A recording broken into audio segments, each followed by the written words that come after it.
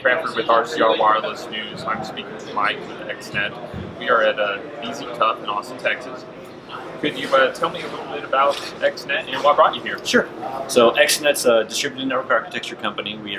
We're sometimes referred to as a neutral host. We've got 20,000 node locations across 350 markets. That's indoor and outdoor.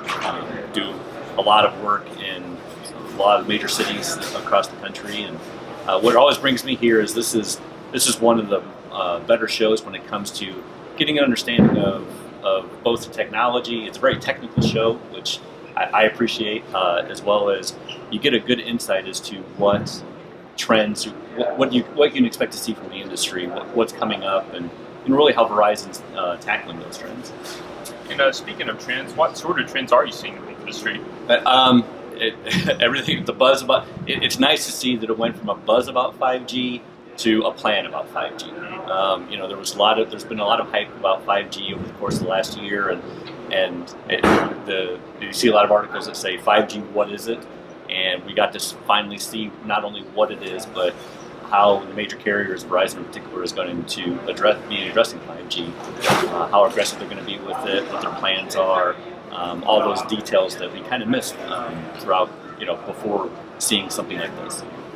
And how would you say ExteNet differentiates itself in this kind of ecosystem? We definitely are a key partner to the carriers. It's a very daunting task to try to have this level of densification on your own. So we are definitely looking at opportunities to accelerate getting that infrastructure in place. We try to be a little bit more, I'll say, friendly with the jurisdictions as opposed to trying to oppose them to say that it's a right. It's more of how can we work with those jurisdictions in order to make it a win-win situation for everybody, to where the infrastructure can be placed without having to go through unfortunate jurisdictional analyses and challenges. And could you speak a little bit about your long-term relationship with Verizon? Yeah, we've actually done quite a bit. We've ridden through the last 3 Super Bowls.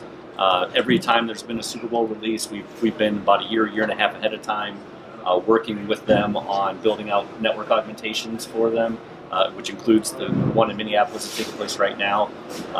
And then in Houston last year, from what we were told, we were the first ones to have the network 100% in place prior to the Super Bowl, and possibly the only ones who actually had 100% in place prior to the Super Bowl. So we've had a long-term relationship with Verizon. We really value that. We cherish that. We hope that continues throughout the future. Certainly, it helps that there's always a Super Bowl every year. Right. So that's just one aspect. But it's always been real healthy relationship between the two. And speaking of the future, would you be able to speak generically about what we can expect from ExteNet in the next 6 to 12 months? Sure. Obviously, a large expansion. We have some very aggressive build plans for this year. We're going to see a lot more indoor than possibly what we had last year.